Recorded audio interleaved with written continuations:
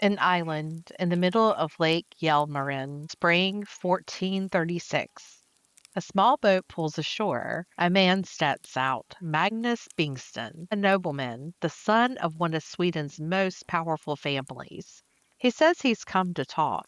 He's here to discuss the future of the realm with his old ally, Engelbrekt Engelbrektsson. Engelbrekt greets him. There's no reason for alarm. They've fought together. They've shared a cause. This is a man Engelbrekt trusts. But somewhere in the quiet of that rocky island, today it's called Engelbrekt's home and Engelbrekt's Island, words become heated. Maybe they argued about the direction of the rebellion. Maybe Bingston demanded something Engelbrekt refused to give. Maybe it wasn't an argument at all. Maybe it was cold, premeditated. The blade already decided before the boat ever touched the shore. What we know is this: Magnus Bingston drew his axe and brought it down on Engelbrekt Engelbrektsson, the miner who became captain of the realm, the man who led a peasant army against a king, the man who, for one brief, extraordinary moment, had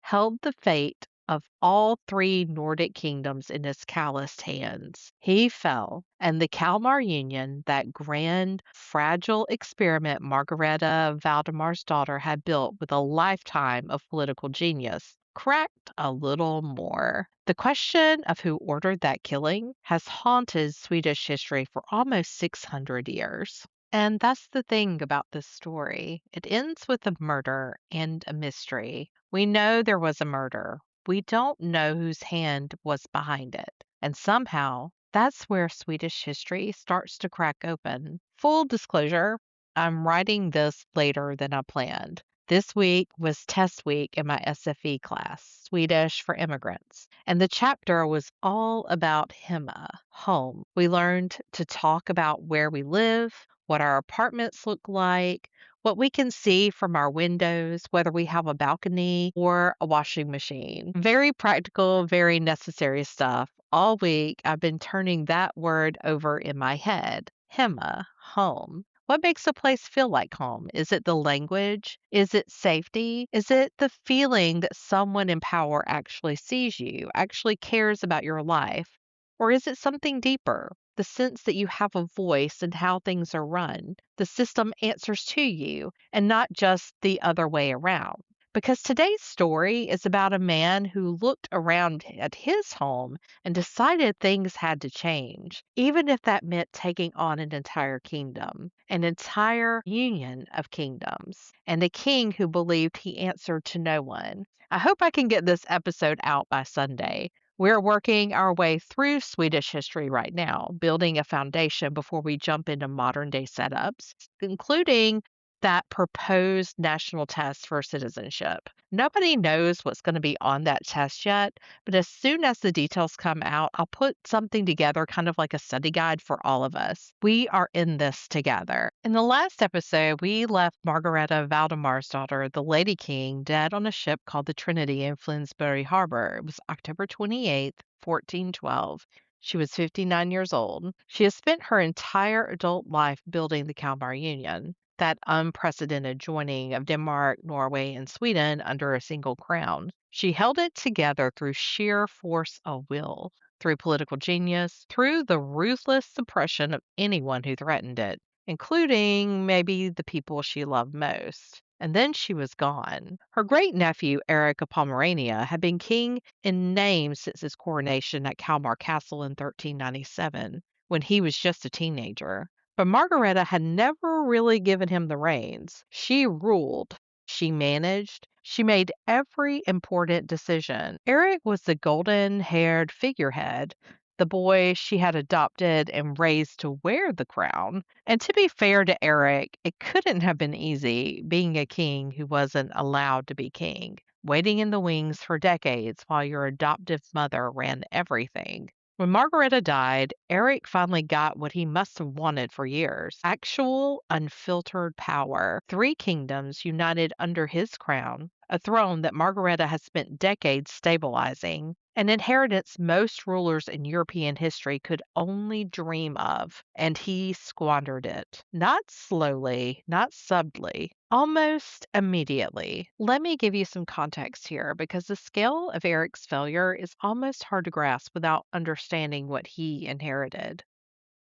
The historian Vivian Edding, whose biography of Margareta I relied on heavily in the last episode, describes the Kalmar Union at Margareta's death as a well functioning political entity with a strong royal power that has successfully curbed the influence of the nobility and the church. Margareta had centralized administration, built a loyal network of royal sheriffs answerable only to her, and maintained peace between three kingdoms that had spent centuries at each other's throats. She left Eric a functioning machine. Within a decade, he had thrown sand into every gear. Where Margareta saw three kingdoms to be woven into a single cohesive realm, Eric saw, in the words of Swedish historian Erik Lönnroth, a collection of provinces to be exploited. His primary obsession was the Duchy of Schleswig, down at the southern border of Denmark. Margareta had been carefully negotiating a diplomatic solution to the Schleswig question when she died. Eric abandoned her diplomacy and launched a war, a long, expensive, pointless war that dragged on for years and drained the royal treasury. To pay for that war, he squeezed Sweden, new taxes, higher tariffs on exports, which hit the Swedish mining and farming economy especially hard. And this is a detail that would prove fatal. He sent foreign bailiffs, Danish and German officials, to collect those taxes on Swedish soil. Now, I want to pause here because it's easy to hear foreign bailiffs and think, okay, annoying bureaucrats, so what? But we have to understand what that meant in the 15th century. Sweden was not a unified nation state in the modern sense, but it had deeply entrenched local customs, local laws, and local power structures. The landslag, the regional law codes, were sacred. They defined who could hold power where, who could judge disputes, who could collect from who from what. When Eric sent a Danish or German bailiff into the Swedish district to collect taxes, he wasn't just being rude. He was violating the fundamental legal and social contract that Margareta herself had promised to uphold at Kalmar in 1397. Remember, the Union Treaty, or the draft of it anyway, specifically guaranteed that each kingdom would be governed according to its own laws and by its own nobles. Eric ignored all of it. The historian Michael Norberg, in his work on the Kalmar Union's decline, argues that Eric fundamentally misunderstood the nature of the union he had inherited. He treated it as a Danish empire with Swedish and Norwegian provinces rather than as a federation of three separate realms with distinct identities. The Swedish nobility, who had consented to the union on the condition that their autonomy would be respected, watched him break promise after promise. And the peasantry, the farmers and the miners who made up the vast majority of the population, felt the consequences directly: higher taxes, foreign enforcers, and crucially, Eric's blockade of trade with the German Hanseatic cities, which prevented Swedish copper and iron from reaching their markets. For the miners of Bergslagen, that blockade meant ruin. Your ore sits in warehouses while your family goes hungry. The union that was supposed to bring peace and prosperity was instead bringing poverty and humiliation. The Kalmar Union didn't fall apart in a day. It cracked, and the first visible crack appeared in Bergslagen. So who was Engelbrekt Engelbrektsson? I've been saying his name a lot, and it's a good Swedish name. Engelbrekt meaning angel bringer or bringer of angels, which is either deeply ironic or strangely fitting depending on how you look at it. He wasn't a general, he wasn't a prince, he wasn't a high ranking noble with ancient family claims to a throne. He was a minor nobleman, a frälseman, which literally means free man, part of the lower nobility, who owned a mine in the iron rich district of Bergslagen in central Sweden. The historian Dick Harrison describes him as coming from a family of German origin that had settled in Sweden and risen to minor prominence through mining and land ownership. Engelbrekt was, in other words, one of them. A man who got his hands dirty, who understood viscerally what it meant when a foreign tax collector showed up and took a chunk of your year's labor. We don't know much about his early life. The sources are thin. What we do know comes primarily from the Karl Chronicle, a rhymed chronicle that covers the political upheavals of the period. This is not a neutral document. It's written to legitimize the reign of Karl Knutson Bonde, who would eventually become King of Sweden, and it shapes its narrative accordingly. But it's the closest thing we have to a contemporary account of Engelbrecht's rebellion. And even through its biases, vivid picture emerges. Engelbrekt was, by all accounts, a man of unusual charisma and conviction. The Chronicle describes him as eloquent, determined, and utterly fearless, a man who, when he spoke, made other people want to follow him. He was also, crucially, a man who had tried to work within the system before deciding to tear it down. In the summer of 1434, exactly 22 years after Margareta's death, Engelbrekt traveled all the way to Copenhagen to stand before King Eric himself. He carried with him the grievances of the Swedish people, particularly the miners and the peasants of Bergslagen, the corrupt bailiffs, the strangling trade blockades, the endless wars that Sweden didn't want and couldn't afford, the breaking of every promise Margareta had made at Kalmar. He asked the king to intervene, to remove the worst of the bailiffs, to restore some measure of justice, to remember that Sweden was a partner in the Union, not a conquered province. Eric listened, or at least he pretended to. The Chronicle records that the king received Engelbrekt coldly and dismissed his complaints. Some sources suggest Eric told Engelbrekt to go home and stop causing trouble. Others suggest the king promised reforms that he had no intention of delivering. Either way, Engelbrekt returned to Bergslagen with nothing. No relief, no change, just the message that the king's policies would continue and that a miner from Bergslagen had no business telling a king how to rule. And that's the thing about pushing a peaceful man to his limit. Engelbrekt went home, and instead of accepting defeat, he started talking to his neighbors, miners, peasants, small farmers, the very people the grand chronicles of kings and queens rarely mention. And he asked a simple question: what if we didn't wait for the king to listen? What if we made him? The rebellion that followed would change Scandinavian history forever. In the early summer of 1434, Engelbrekt lit a fire. The Karl's Chronicle describes him riding through the mining districts, gathering men to his banner with speeches that blended righteous anger with a clear, actionable plan. He wasn't calling for the abolition of the monarchy. He wasn't calling for a revolution in the modern sense. He was demanding the restoration of law, the old laws, the Swedish laws, the laws that Eric's foreign bailiffs had trampled. This was a conservative revolution in the truest sense, a rising up to restore what had been lost, not to create something new. And the people came, miners with pickaxes, farmers with scythes and wood axes, a peasant army that must have looked to any nobleman used to armored knights and professional soldiers like a rabble. But Engelbrekt understood something that the nobles and the king didn't. Numbers matter, and motivation matters more.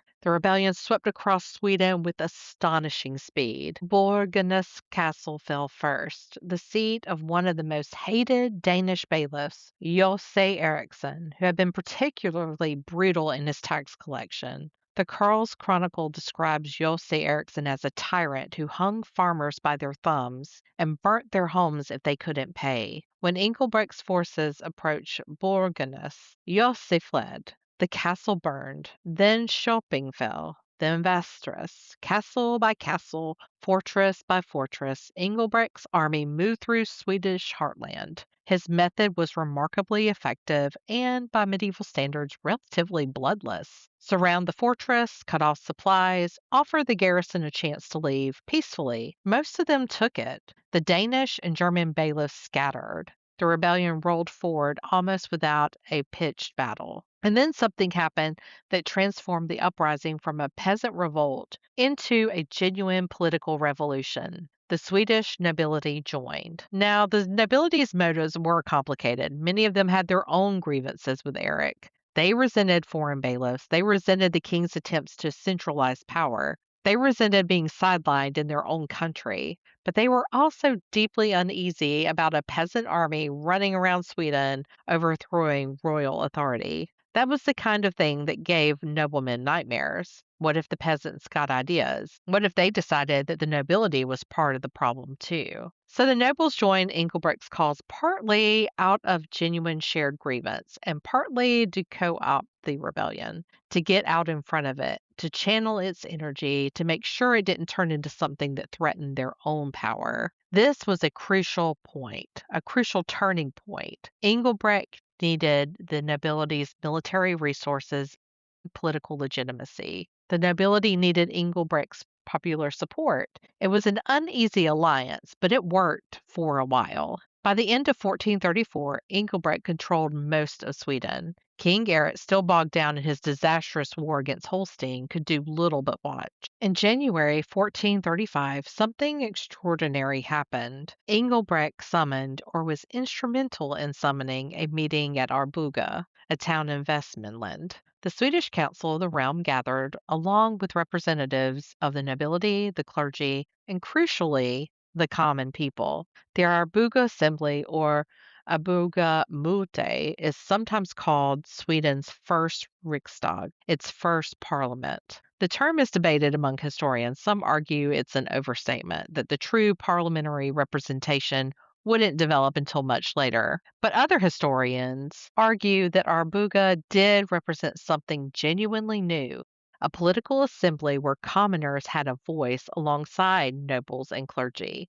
It wasn't a parliament in the modern sense, but it was a step in that direction, a crack in the old feudal order through something new that was beginning to grow. At Arboga, the council appointed Engelbrekt to a brand new title, Rikshuvudsman, Captain of the Realm. The title had never existed before. It wasn't king, it wasn't regent. It was something in between, something created specifically for the moment and the man. Engelbrekt was, in effect, the de facto ruler of Sweden, charged with governing the realm and continuing the fight against Erik's abuses. Imagine this for a moment. A minor nobleman from Bergslagen, a man who just a year earlier had pleaded with the king in Copenhagen and getting dismissed. Now he was standing before the assembly powers of the Swedish realm, holding a title invented for him, leading a movement that had shattered royal authority across the entire country. It's the kind of story that feels almost mythic, and indeed, it would become mythic in the centuries that followed.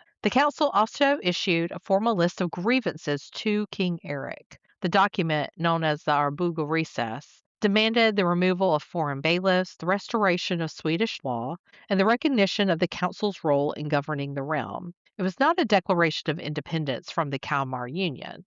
Engelbrekt and his allies still recognized Erik as king, technically, but it was a radical renegotiation of the terms of the union, a demand that Sweden be treated as a partner, not a province. For a brief, bright moment, it seemed like a new kind of Sweden was being born, one where the grievances of miners and peasants actually mattered, one where the power wasn't just handed down from a distant king, but negotiated between the ruler and the ruled. But power shifts fast, and not everyone was celebrating. King Erik, facing the collapse of his authority in Sweden and still entangled in his disastrous Holstein War, did what desperate kings often do. He compromised. In the spring of 1435, he sailed to Stockholm and negotiated a settlement. He agreed to remove the foreign bailiffs. He agreed to appoint Swedish nobles to govern Swedish castles. He agreed on paper to rule according to Swedish law. And Engelbrekt, perhaps naively, perhaps just exhausted, accepted the settlement. He believed, or at least he hoped, that the king's promises were genuine, that the rebellion had achieved its goals, that Sweden could return to the Union on better terms. But the cracks in the alliance were already showing. The nobility, who had joined the rebellion partly to control it, began to pull away. Some of them resented Engelbrekt's continued prominence. Who was this minor noble, to own the title captain of the realm, while they, the great family, stood in his shadow? Others had ties to the Danish crown that they weren't willing to completely sever, and still others simply didn't trust the peasants who made up Engelbrekt's base. A rebellion of the common people, no matter how successful, was still a dangerous precedent. Engelbrekt remained popular among the peasantry and the miners, but his noble allies were peeling away. Erik, for his part, had no intention of keeping his promises. As soon as the immediate pressure was off, he began to backslide, appointing new foreign officials, delaying reforms, testing the limits of what he could get away with. By the autumn of 1435, Engelbrekt knew the settlement was unraveling. He began to organize again, gathering support for another push if the king's promises proved hollow. He wouldn't live to see it. In the spring of 1436, Engelbrekt was summoned to Stockholm. The official story was that the council needed him to mediate a dispute between two noblemen, Karl Knudsen Bonde, the same man who would later become king, and another noble faction. It was the kind of political management Engelbrekt had been doing for 2 years, trying to hold the fragile coalition together that had made the rebellion possible. He set out for Stockholm by boat, traveling across Lake Hjälmaren, one of Sweden's largest lakes, in the heart of the country. On the way, he stopped at a small island. The island would later bear his name, Engelbrektsholmen. But on that spring day in 1436, it was just a rocky outcrop in the middle of a lake, a place to rest, to meet with an old ally. That ally was Magnus Bingston, the Bingston family, night and day, one of Sweden's oldest noble lineages, had been supporters of the rebellion. Magnus had fought alongside Engelbrekt. They knew each other and they trusted each other. What happened next, we don't fully know. The historical sources are fragmentary and contradictory. The Karl's Chronicle, our main source, describes the killing, but it is vague on the motive. Some accounts suggest a personal argument, a dispute over property, strategy, something said in anger. Others suggest a political assassination ordered by the Danish aligned faction of the nobility who saw Engelbrekt as an obstacle to reconciliation with King Erik. And still others point the finger at Erik himself, suggesting that the king ordered the hit to eliminate the one man who could rally Sweden against him. The historian Lars Olaf Larsson, in his biography of Engelbrekt, leans toward the political explanation. Magnus Bingston was the son of a powerful nobleman with close ties to the pro-Danish faction. Engelbrekt's continued leadership of the peasant movement,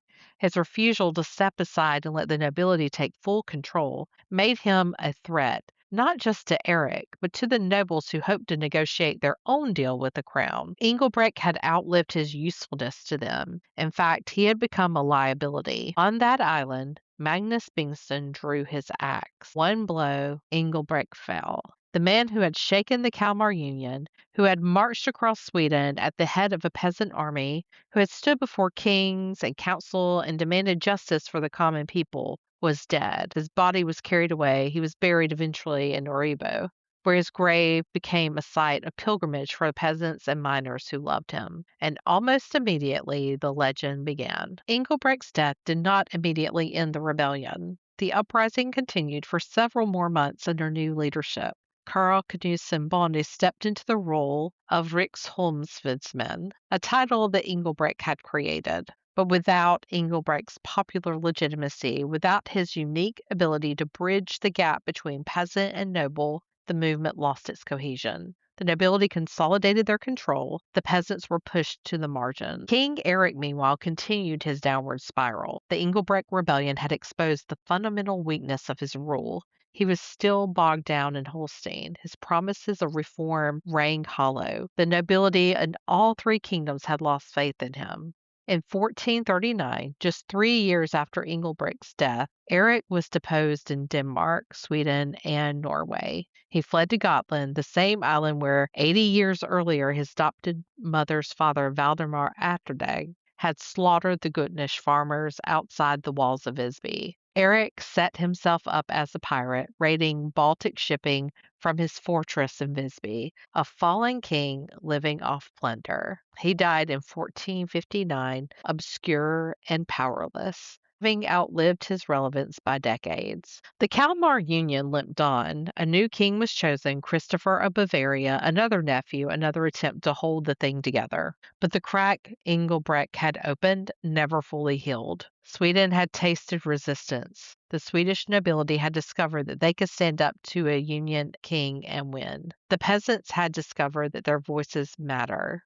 80 years after Engelbrekt's death in 1523, the crack became a rupture. Gustav Vasa, building on the legacy of resistance that Engelbrekt had begun, led Sweden out of the Kalmar Union permanently and founded the modern Swedish state. Gustav Vasa understood propaganda, understood the power of history. He elevated Engelbrekt's memory, casting him as a proto nationalist hero, a forerunner of Swedish independence. Engelbrekt's story became part of the founding mythology of the Swedish nation. But it's more complicated than that because Engelbrekt wasn't fighting for Swedish independence in the modern sense. He was fighting for justice within the Union, for the enforcement of laws and promises that had been broken.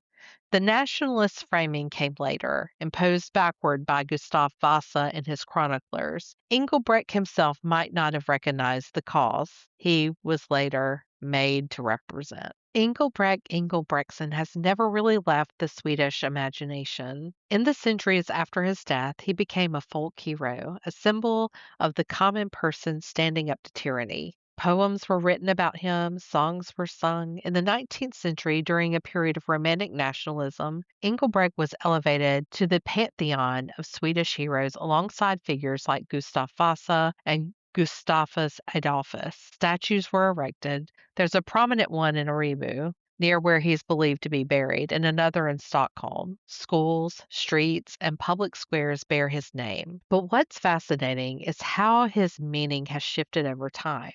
To the 19th century nationalists, Engelbrekt was a proto democrat, a freedom fighter, a man who had anticipated the modern Swedish nation state. To the labor movement in the early 20th century, he was a working class hero, a miner who had led a revolt against economic exploitation. To the Social Democrats who built the Swedish welfare state, he was a forerunner of folkhemmet, the people's home. The idea that Sweden could be a country where ordinary people have a voice and a stake in their society. Historian Peter Reinholdsson, in his study of Engelbrekt's shifting legacy, argues that Engelbrekt has been all things to all people, a blank screen onto which successive generations have projected their own values and struggles. And maybe that's the mark of a truly powerful historical figure, not that we know exactly who they were, but that their story is capacious enough to hold all the different meanings later generations need it to hold. Today, there is a small memorial that stands on Lake Hjälmaren. It is not grand, it is not crowded with tourists, but people still visit, still leave flowers, still stand on that rocky shore and think about the miner who stood up to a king and paid for it with his life. The spot where the axe fell is unmarked, but the memory has lasted 600 years. So, what does a peasant rebellion from 1434 have to do with us sitting here in 2026, trying to figure out what Sweden means and where we fit in it? I've been thinking about that all week. Between the SFE lessons, about hemma, and the late nights writing the script. I moved to Sweden by choice to be with my husband. Nobody forced us to live here. I wasn't fleeing a war or a famine. I came here because I wanted to, because I could. And that makes my relationship to this country fundamentally different from the peasants of Bergslagen, who were born here and watched their home be exploited by a distant ruler who didn't speak their language and didn't care about their lives. But here's what I keep coming back to. Engelbrekt's rebellion wasn't about blood and soil.